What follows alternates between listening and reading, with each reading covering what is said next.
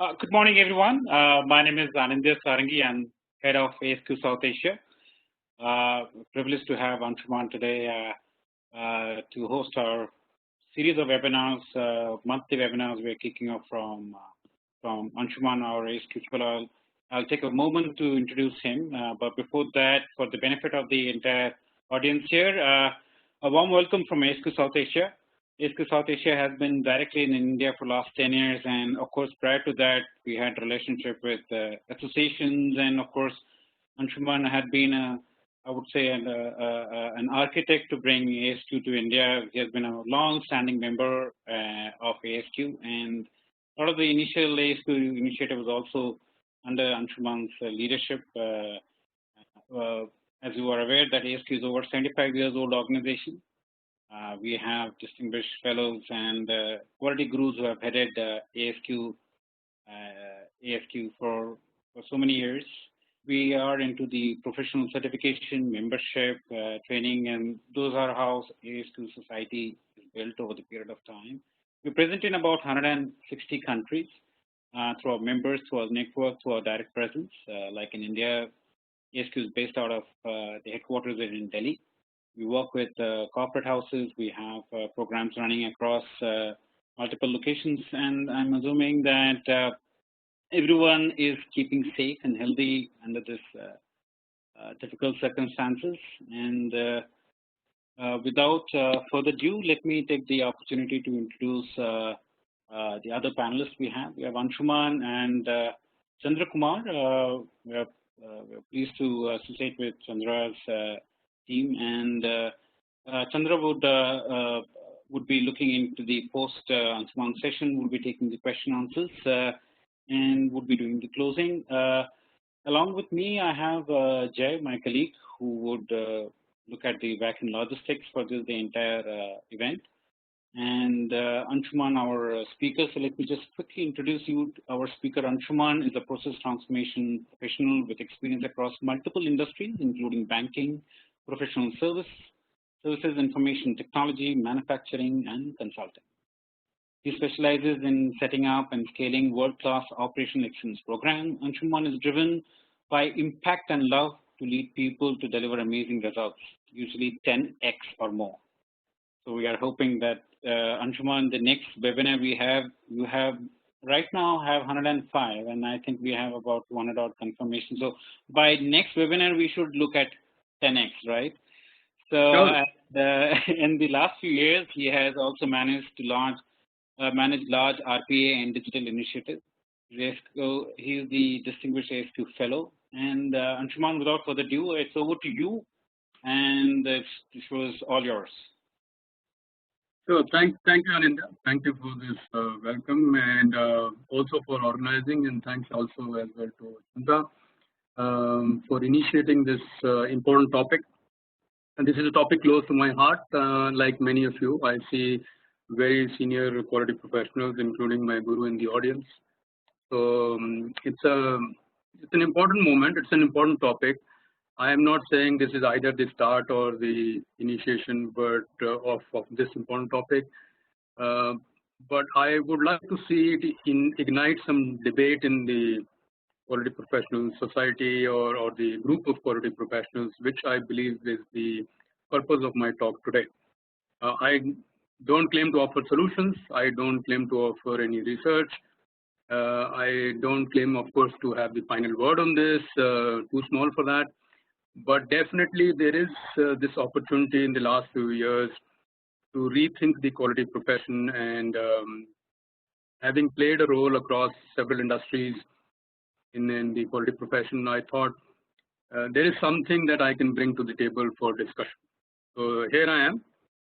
Thanks once again for joining this webinar, and I will try and take you through my thoughts over the next 40 odd minutes. There are some slides which many of you have already requested access to. When you see the slides, you will probably not want the access because, as usual, my slides are very, very sparse. I would love to, of course, share if you do still want. So with that, let's look at an important question first of all. quality is not a new topic. It's one of the oldest topics. Thousands of years of people dedicated to quality as a profession. I would say that there are lots of discussions around the first quality manual being around the burial processes or rituals around in the Egyptian civilization. Then in China and parts of India, several evidences of quality processes, or at least vendor management processes, being adopted by palaces.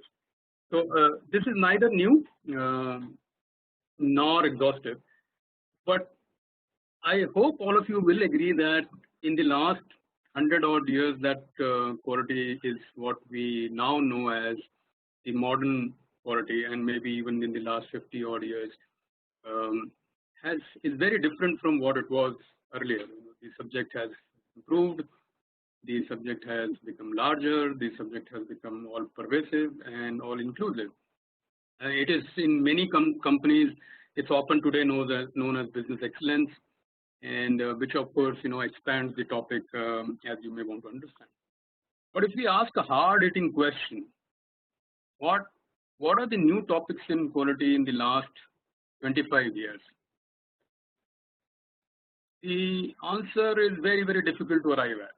Right? So there was I would say, a golden era of quality between the Second World War and maybe mid 1980s or even early 1990s, where a lot of things, like starting with the inspection processes of which were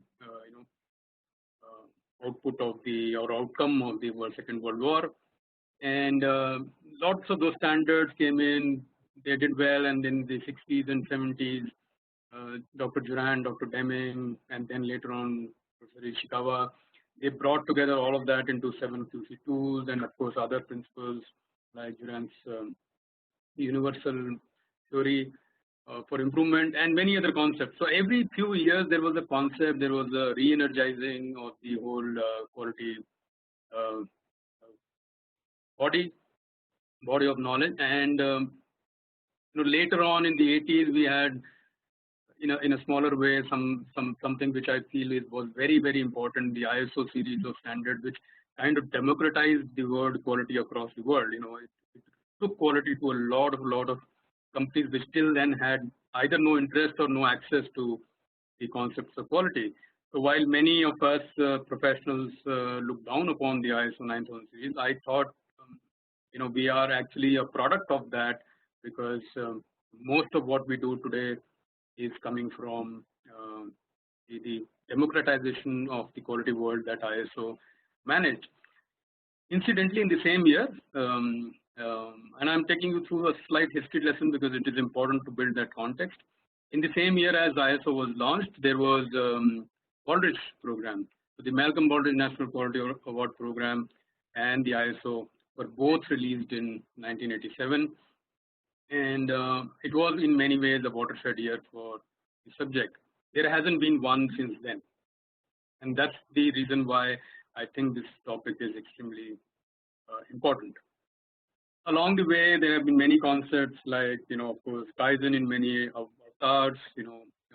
Six Sigma came in, then came Lean, then we had benchmarking, and of course, very popular creativity tools. But all of these kind of were around 15, 20 years ago. So what happened in the last 20 years? Not much, right? And that's, of course, the reason for my slight cynicism with this question, that the quality professional, all of us, we failed the quality profession. And it could have been at the center of the table in many organizations. There hasn't been one CEO for many, many years who has come from the quality profession. More recently, as a good news, the CEO of General Electric, the new GE, has been in the quality profession. In many ways, the chief of Tata Sons was at some point in process consulting. So apart from these 2-3 examples, and there may be a few more, we have not lived up to the promise. But one thing has remained constant, and that thing is the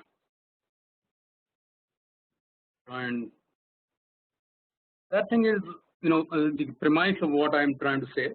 Whatever is worth doing better, and then quality has stood for this for many years now, and I believe we need to apply this to quality profession itself. The concept of continuous improvement or continual improvement, as many of us like to mention, is now time that we apply it to our own. Of course, people will argue that it needs some radical thinking, it needs some re-engineering kind of thinking, but all that may break the subject. There is still scope for some continuous improvement, and I believe that if we look around for success principles, we can actually do fairly well. So, what are some of the reasons why I say the quality profession is maybe a little broken or needs fixing? I know I'm being deliberately provocative. Many of you may not like this, but we are at the crossroads as a profession. Hardly any new top quality roles in the industry today. Most quality professions roles are now reporting 2 levels lower in the large organization compared to 10 years ago, instead of 1 level higher, which we all expected about 10 years ago. Of course, in some smaller organizations, things may have worked out better, but in the larger global organizations, quality is now reporting 2 levels lower than where it was 10 to 15 years ago. Difficult to digest, but please look at it as a fact that is around us. The second more important part is that most organizations today see quality as a compliance topic. So even the very popular ISO concepts, which I agree that are bare minimum for quality and only set the basic standards, but even they are seen today as compliance and not as a measure of excellence or even a path to excellence. Compliance obviously is a topic that it's like a security guard or a watchdog, I call it, where if things go wrong, you are needed. If things don't go wrong, if everything is fine, you are not even noticed. And that's where in some organizations or many organizations we are. I've often and always believed the third point on the slide is that the quality of quality professionals is now extremely suspect. I have interviewed hundreds and hundreds of quality professionals in the last 5 years in trying to build global teams, and this is across the globe. A lot of people want to join the quality profession because it is a easy 9 to 5 profession. There are no pressures of sales, there are no pressures of delivery, there are no pressures of any time. And I've had people tell me in the interview that, look, I'm very tired, I have a tough job, I want this to move into a simpler, softer job. And of course, they were not selected, but that gives you a window into what people think about the profession and who is to blame. It is the people in the profession who are to be blamed, including me, of course, who, if the rest of the world or rest of the people think that this is an easy profession and you just have to show up and things happen. It doesn't happen that way, right? And it is up to us to change that narrative where we can do stuff which is important for the organization. The other area where I feel we've allowed the profession to move away a little bit or from the mainstream is our difficulty with the robotic process automation and the process simplification concept. So digital operations, RPA, this hit everybody, at least in the managed services space, about 5-7 years ago. And I still find a lot of people completely stuck to Six Sigma, not wanting to embrace RPA, where the world around them has completely changed. World has completely changed, and I'm not talking about the last 3 months. For the quality profession, COVID happened 5 years ago, or maybe 7 years ago, because everything started changing and we did not open our eyes.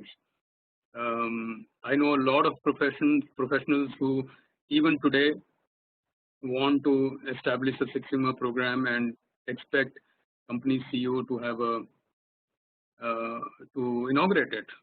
And I've seen that. I've noticed that it is just not on the agenda, friends. It does not matter to the senior leadership if it is Six Sigma, Lean, or whatever, as long as we are delivering what we promised, and we are not delivering what we promised. Frameworks don't matter today. We now know how Baldrige is doing across the world. Frameworks just don't matter. It is uniquely what is the company's problem. Can you customize that framework for me? Can you make it my reality? And can you help me is what is important. So you will notice that not in the last 10 years, no major framework has come out in the quality space. Reason being, it is not required. There is no audience.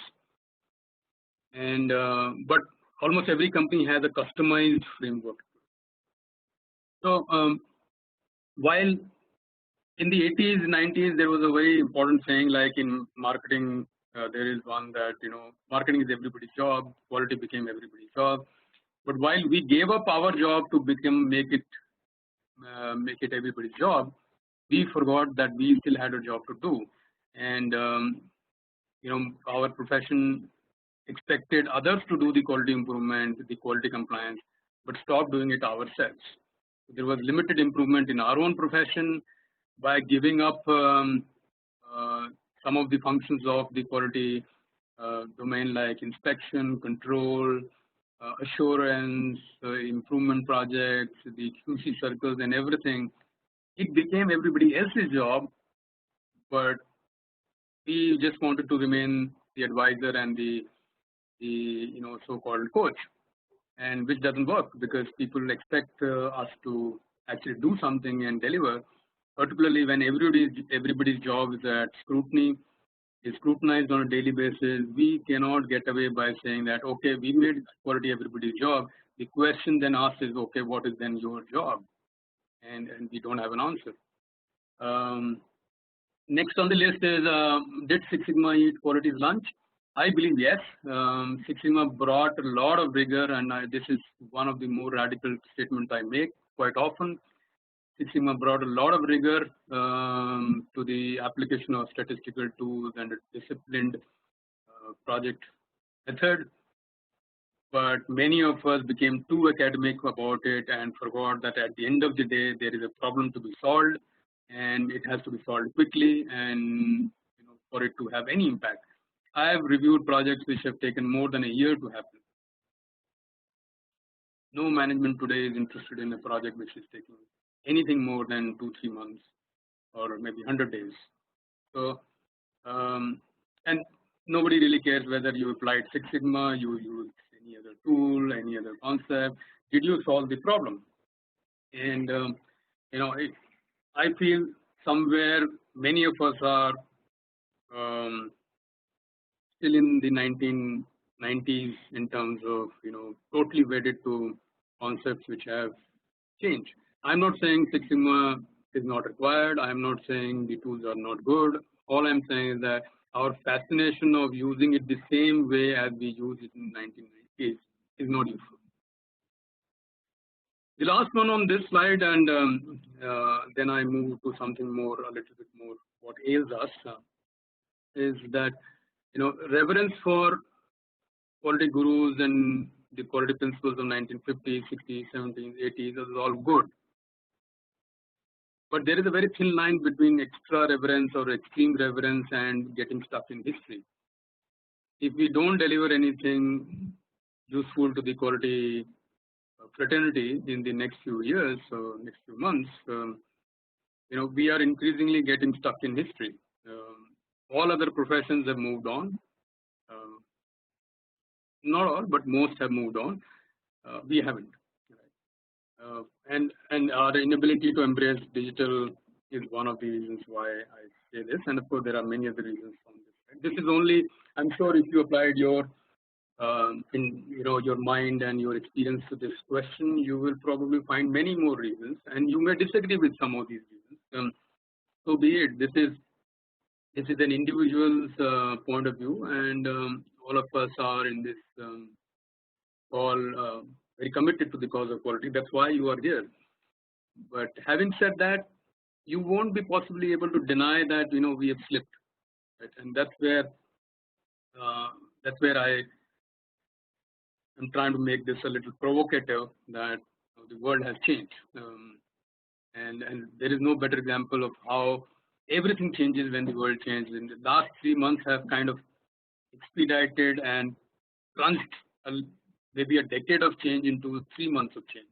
We all know how Microsoft Teams today has 3 times the users that it had 3 months ago. 3 times the users. It would have taken them 10 years to get to that number, right? Maybe 5 years. We don't know, right? But suddenly everything has changed, and life is different. Now we might be required to do our own job differently. We don't know, right? And that's of course true for everybody. But the reason why I give this reference to the current crisis is because it shows us the value of things changing dramatically. It is only like a movie playing, a decade of long movie playing out in 3 months for us, and jolting us that life can change. If we are not ready, it will change for the adverse. So here are some of the things that I talk about when I talk about what is quality today, right? And I'm not trying to make this tools and techniques topic at all. This is a principles topic, and you will not find, apart from one, there won't be any tool or technique on this, because the tools and techniques are of course the means to get there, which is the same thing I say about anything like Six Sigma or any other topic, is that it was meant to be a vehicle for continuous improvement, not to be the destination. And many of us made it a destination. So what are some of the things that are important to understand of quality today, right? And this is important, that features are promised, quality is delivered. We can promise what we want, we can promise anything, but ultimately quality is what is delivered. And many of us need to rethink this concept that whichever organization we are in, whether it's manufacturing, service, IT, anything, it is ultimately the delivery. There is no fun in talking about lots of principles, tools, techniques, and concepts if our delivery is not what people want. It's often said that the best salesman is a good delivery. So your product is so good that it becomes a salesman for your next delivery, and that still holds true. So that hasn't changed. This hasn't changed in the last 50 years, and I still think it still applies. I've seen multiple examples. Of course, you can market it better, everything, but it still applies. And Juran is still right. The plan, control, improve trilogy that our planning, control, and improvement trilogy that Juran gave us is still very much applicable. I think it is even more applicable than any other tool, including PDCA and Six Sigma and any other thing. This can be applied to anything, including the quality profession itself. You plan your quality profession, you set standards, you work to those standards, and try and control things. Once the things are stabilized, you then further improve your own functioning itself, and it can be applied to anything, right, including to very difficult subjects like software development or any other. My view is that quality is often called a support function, right, and it is not. And some of us who are in leadership positions in our organizations can change this, and I believe partly we are also to be blamed, because it's easy to be called a support function. We can be hidden away from the limelight and not really in the thick of things. When I say thick of things, how many of us are called to make a sale? If we are not invited to a sales pitch, I can tell you that already the organization is thinking that we are in the second layer of importance for the organization. Right? This is my barometer for importance, is that did we get invited to a sales pitch in the last few months? Right? if we were not invited to make or we were not thought of important enough to be in a sales pitch, it is signal number one that we are no longer important for the CEO, and either the CEO changes or you change, and you change is not in your control, so it is generally us.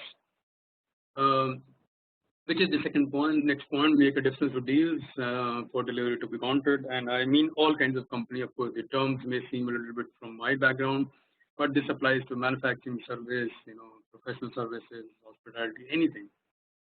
The next way is more important, and this has been said often, that count the money. And count the money is a very financial look at, and Duran said this very well many years ago, of by being bilingual, that you speak the language of money upwards and the language of activities or tasks downward,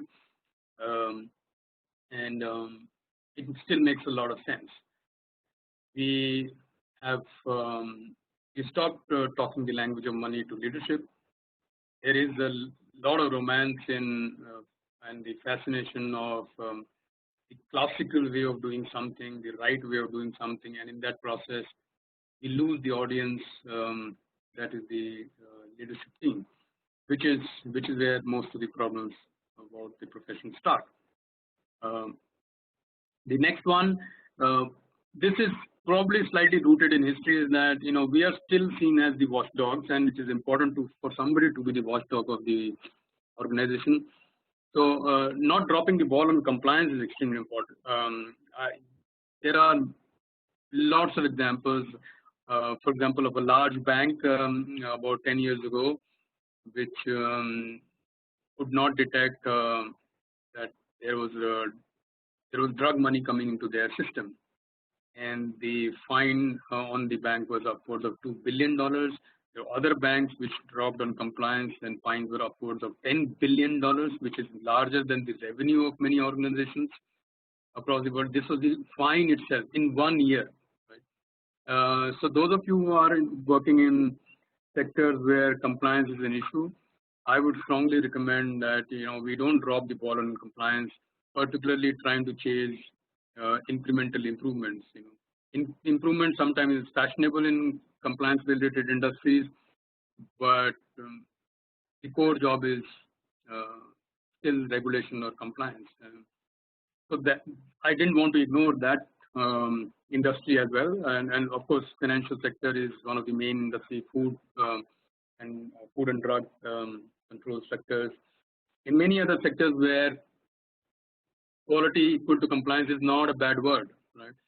In other sectors, maybe quality is equal to compliance is probably a limited view, but in many sectors, quality equals compliance is an extremely real estate sector also comes to mind. For example, you don't want mad rush for improvement in real estate sector and dropping the ball on compliance. 10x and 100x is an important topic that I often speak about. I thought I'll put this for your benefit. 10x is, of course, whatever the investment company is making in us, can we deliver 10 times of that, and maybe 100 times of that. There are today examples of concepts or changes that can deliver up to 100 times as well. Okay? But if we are not aiming even 10 times, then I think we are just playing a very substandard game, and we've already lost it before starting the game, right? So if we hang in at 1x, 2x, 3x, nobody's interested. So this is, I can't call it, as I said, a prescription, but I've tried to put together, okay, what are the few things that we can do? And these are all from my recent experience in the last 5-10 years, where I'm trying to bring together various concepts as a new body of knowledge for quality as such. And we can call it anything, business excellence, delivery excellence, or anything else, but ultimately it is the subject of quality. So the first part is, our integration with project management is extremely important. Again, Duran taught this to us, along with, of course, Deming and other leaders, that everything can be done in a project-based manner, in a step-by-step manner. But somewhere down the line, we forgot. I have, in the last 10 years, tried to integrate the quality management profession with the project management. Most of my team members are mandated to do their PMI, PMP certifications. I myself did one. More because it is extremely important to see the end of what we are starting. Many of us become very academic towards the process, and we want to do a good job. Doing a good job and not completing it is for nobody's benefit. Right? So completing it sometimes is more important than doing a good job, because that best job that you do may just not be required at the end of the project. There's a term runner, repeater, stranger that you see on the screen, and this is again something that I've been driving for about 4 or 5 years. Is a lean concept of that large majority of what you do can be auto handled, right? So that you can use technology to handle those that kind of work, and maybe this could be about 90% of your work. This in some industries could be less, some could be more. Of the remaining 10%, 90% can be repeaters where some intervention is required, and strangers where significant intervention is required. Right, all companies are at the end of the day project companies, and that's an important lesson to understand. That everything that we do, not the quality profession, everything that the company is doing is actually a project or a set of projects. And a good analogy for this is if you go to a fast food restaurant, depending on which country you are in, your favorite could change, but you will probably find that 90% of the time the order people are placing is more or less same. It is a burger or something similar depending on the country you are in, and some fries and Coke or Pepsi or your choice of poison. So these 3 components form most of the orders, maybe upwards of 80 to 90%. The person taking the order doesn't even remember or doesn't even have to check the code for these orders because he remembers. The people producing the order don't even remember, don't even consciously think about producing it. It is just their muscle memory that produces it. And sometimes within 1 minute of ordering, you get your order. This is what I call runners, because the process is extremely streamlined. You don't need to tinker with this process. Please don't mess with this process. It is fine, right? It is running okay.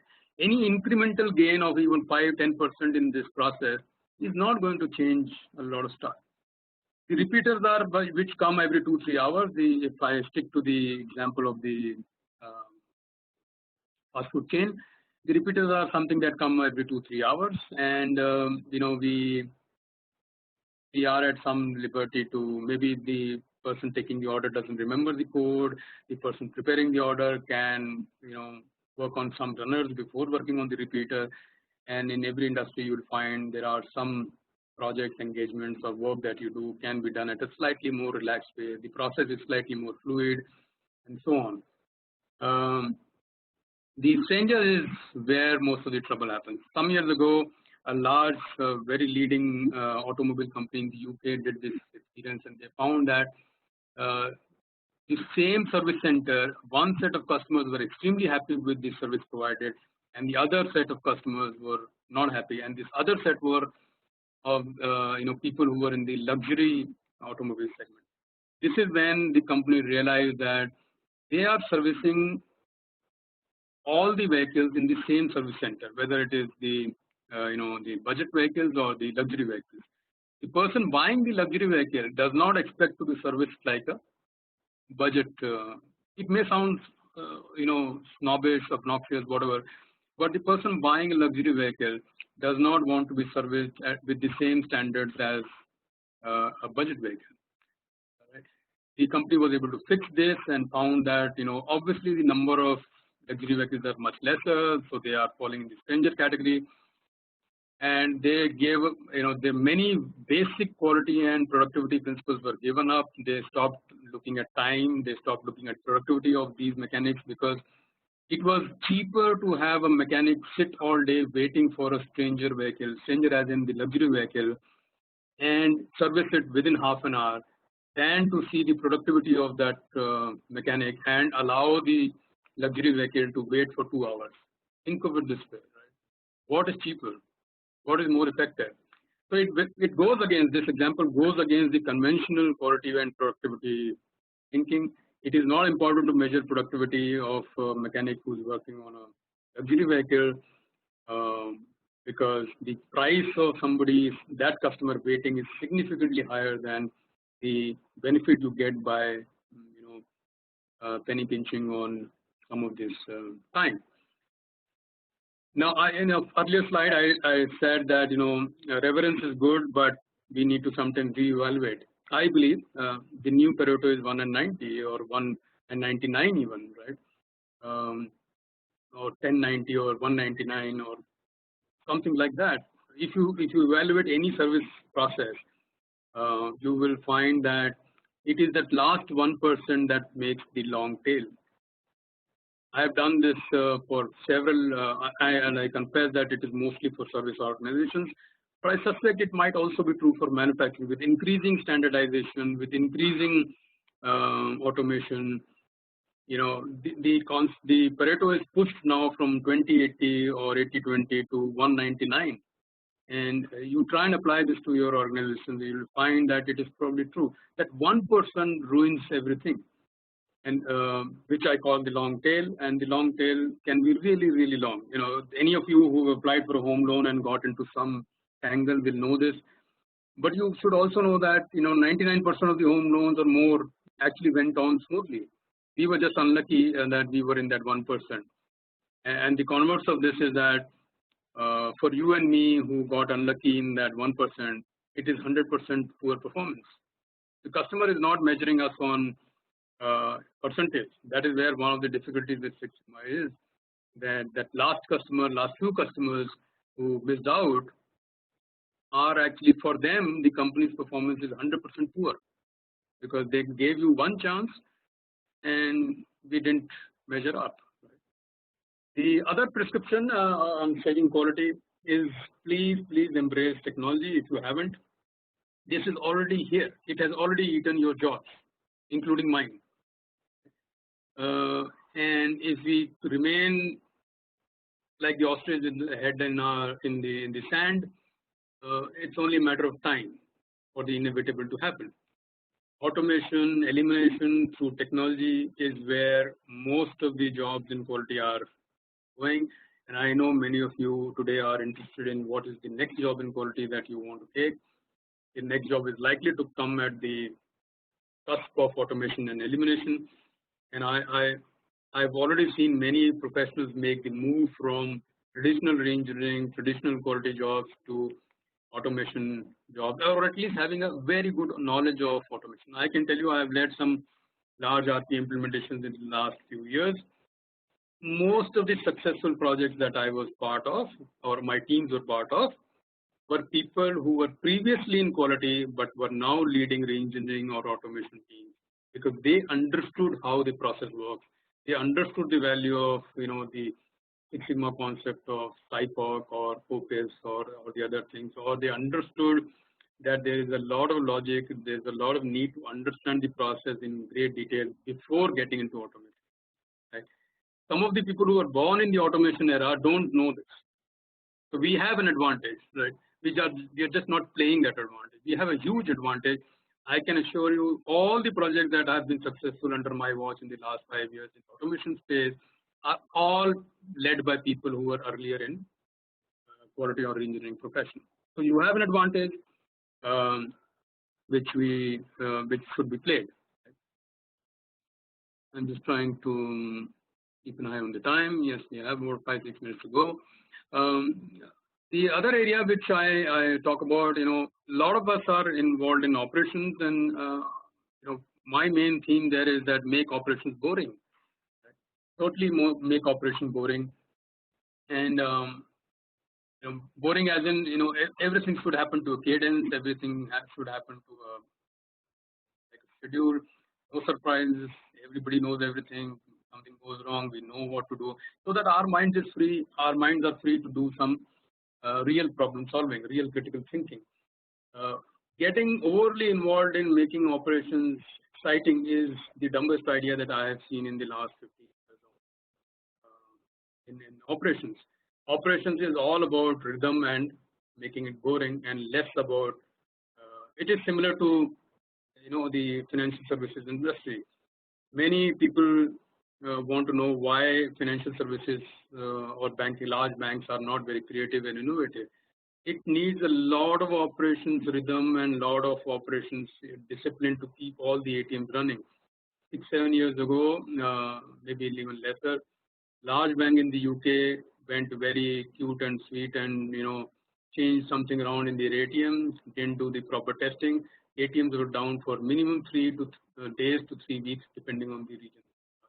Imagine ATMs being down. So these companies don't want too much innovation in what they are doing, and by that I don't mean that they don't want improvement. All they want is that they want the innovation wrapper and not the core system. This is a complicated topic, but it goes back to this point that if you make operations boring, the per transaction cost of operations comes down significantly, and it is still relevant. It is still relevant. Of course, it links to the earlier topic of automation. You use automation, you use making operations boring, bring down the cost of per transaction. That's usually the game. The other, which is slightly counterintuitive to my earlier point about automation, is concepts like Gemba and Obeya and low or no tech. So there are still a lot of projects using Lean or similar principles that can be done using solving idle time and stuff. Some years ago, I was on a project for travel card customer complaint process, or rather customer complaints were increasing in our travel cards. And when we looked at the travel card process, we felt that this should be simple. They designed the millions of dollars spent into the design and the IT infrastructure. This should have happened in 1 hour, right? So you buy the card and it gets activated in 1 hour. But it was taking about 24 hours to get activated. Obviously, where do people buy the travel card? They buy it at an airport or just before leaving for an international visit. And if it is not active when you land, it doesn't serve any purpose, because you needed it when you landed and it doesn't work, right? So we re-looked at the whole process, and of course there was a proposal from a consulting team to redo the whole platform and millions of dollars again and stuff, and it will take 6 to 9 months, maybe 10 months or more to deploy it. What we did is that we did a Gemba, we sat with the team and figured out that there are 4 basic processes that are being done. You are entering, you're taking the data capture, you're entering it into system. The person who enters cannot load the card and so on, and somebody has to finally check and say, okay, the card is done. So there are 4 steps. Each one does not take more than 3 to 4 minutes. If you total of 4 minutes to 4, 16 minutes should be the cycle time, right? And we were doing it in 24 hours. The only solution was that, okay, why were we doing it? Because the first process is being performed, then the backlog is there, then the backlog is taken to the second process, and so on. It does not need too much intelligence to say that why do we need the backlog.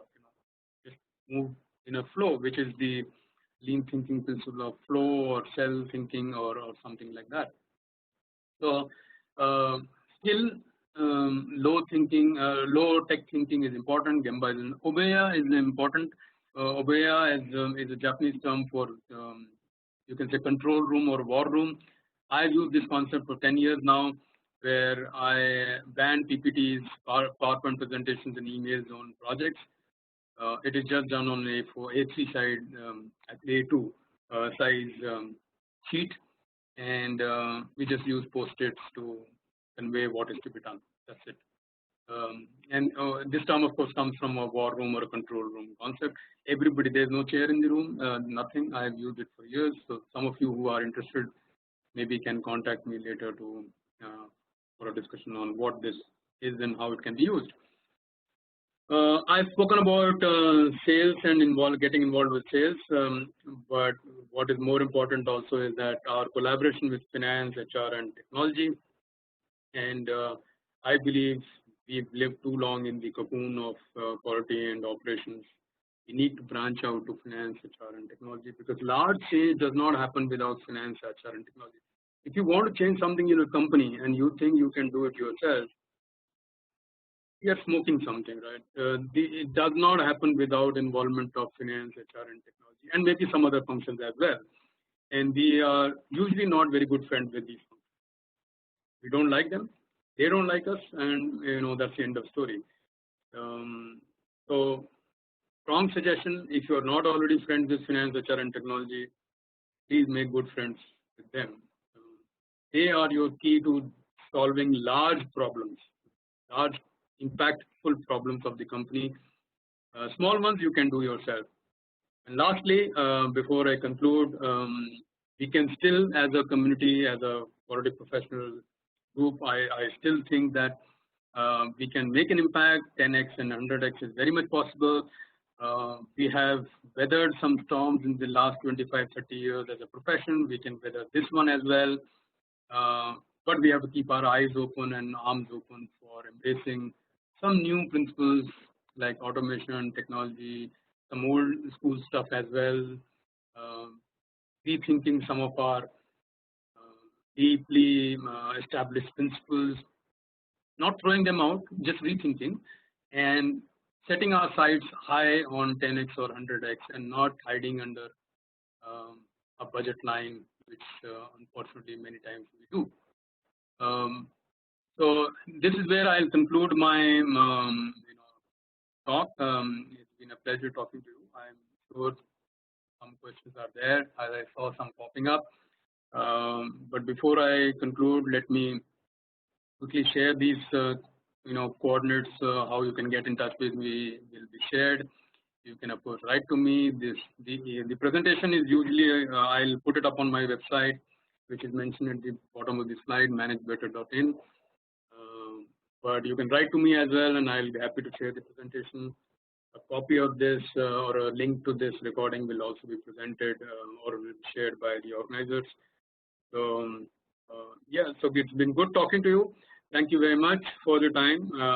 Over to Chandra and Anindya for some questions.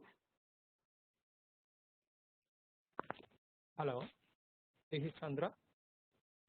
Am I audible? Yeah. Yeah. Okay. Good afternoon, everyone.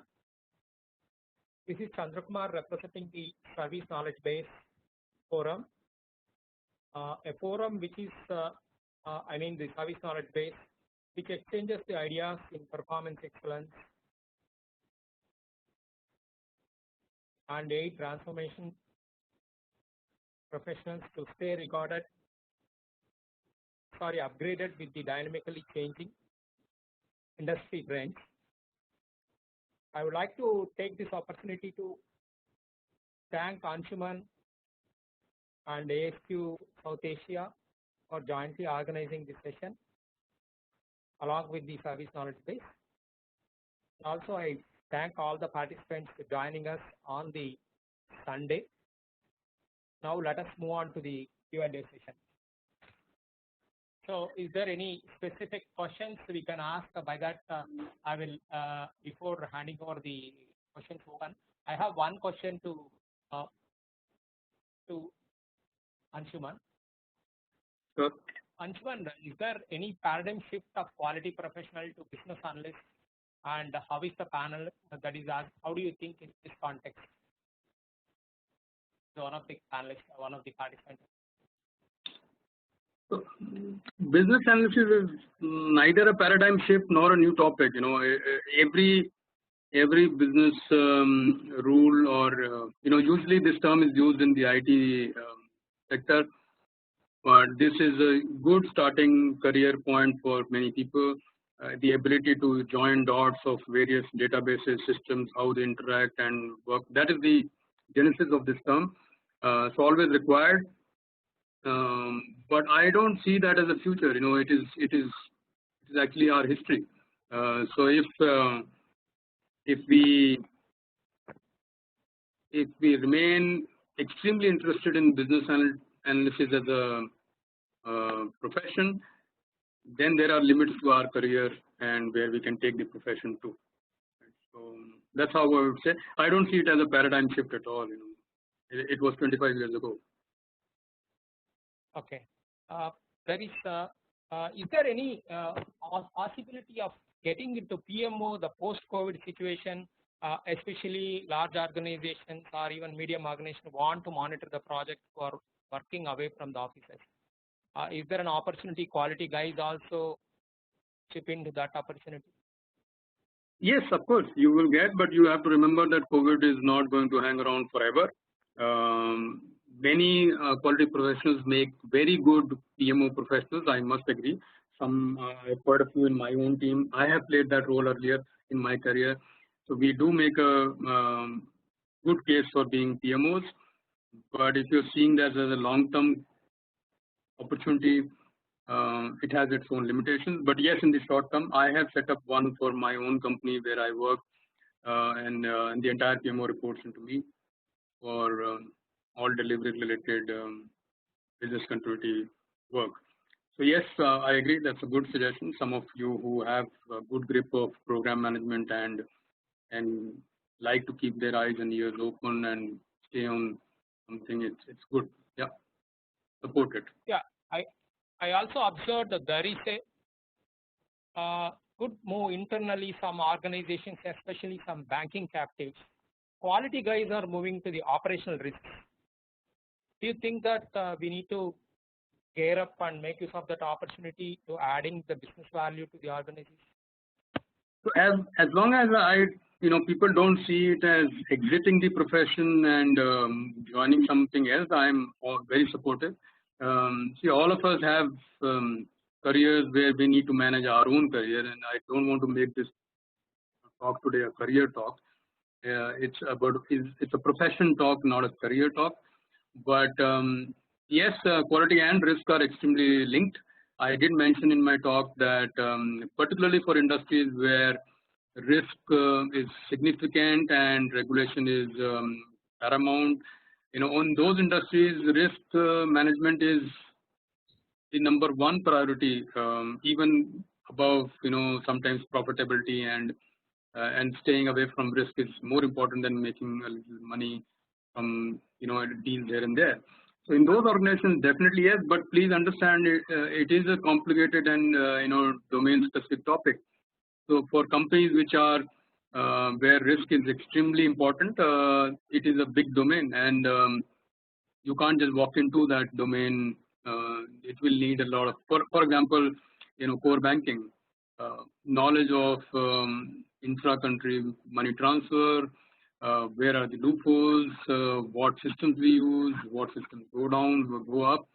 This is not something that you can acquire by opening and closing a meeting. It needs some domain knowledge. But as long as you are keen to acquire that domain knowledge, yes, I agree that risk management is a natural ally of quality management in some industries. Okay, thank you. Anshuman, I have a challenge not able to see the questions. I don't know whether I'm not able to see or is there no questions in the box? There are, I can see, but let me take some people have raised their hand, so you can use that option as well.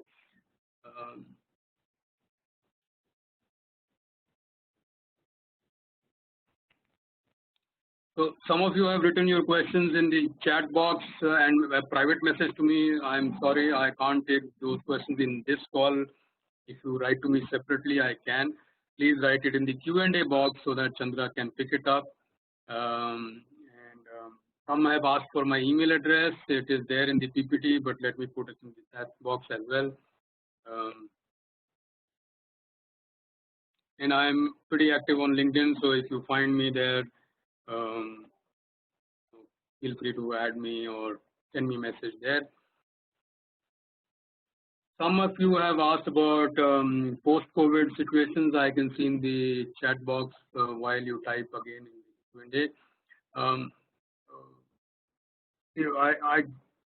I don't see, first of all, I don't see COVID as a very long-term issue. Yes, it will be there for about a year, maybe more. I am no scientist to predict that. but we can safely assume that it is there for longer than what we all think. The impact will be longer, and impact in certain industries will be longer, and that would mean some difficulty for some of us careers. That's the only I would say light I can shed on this topic. I would like to stay away from complicated topic like this. So some have, I think,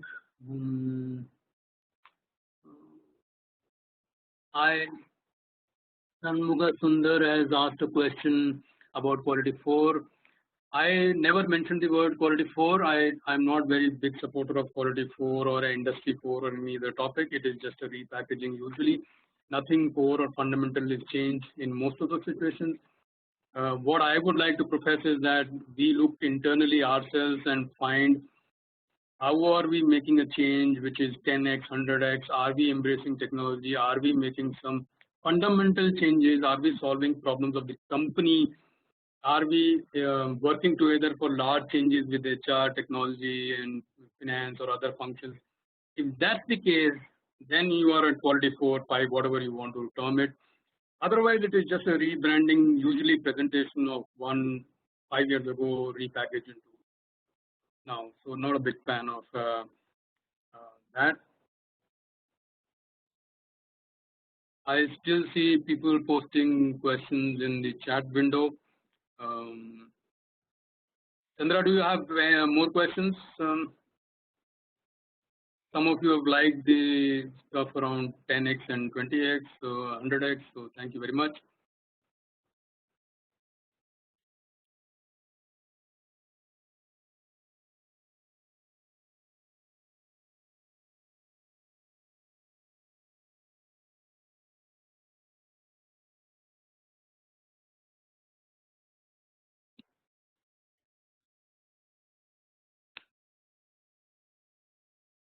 Chandra, any more questions?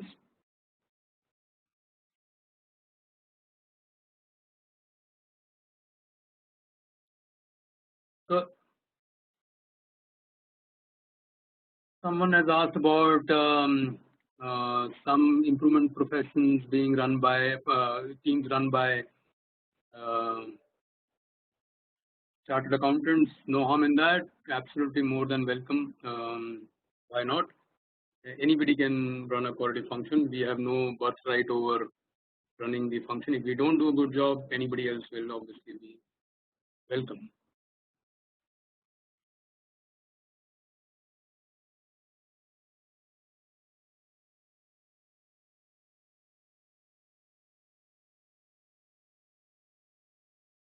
So yeah, so I see most of the questions answered. A couple of people have raised their hand. I don't think this format allows us to unmute you guys. So Jeevan and Mohammed, thank you for trying to ask a question. Please reach out to me separately. I'm more than happy to answer if I can. And I think Shivram also and a few others who have raised their hand. Thank you very much for trying to ask a question. The format of this session is slightly different. With that, we come to within 2 minutes of ending the session.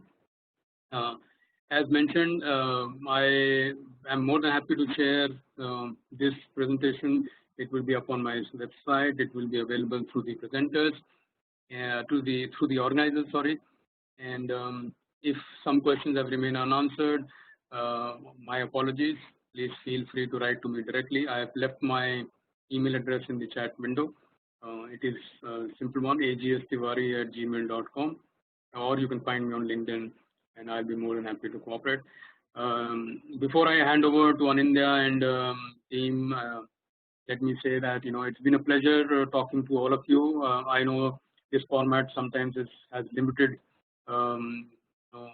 interaction, but it's good to know that lots of people, over 125 people at one time, were part of this call, maybe more. I stopped looking at the window.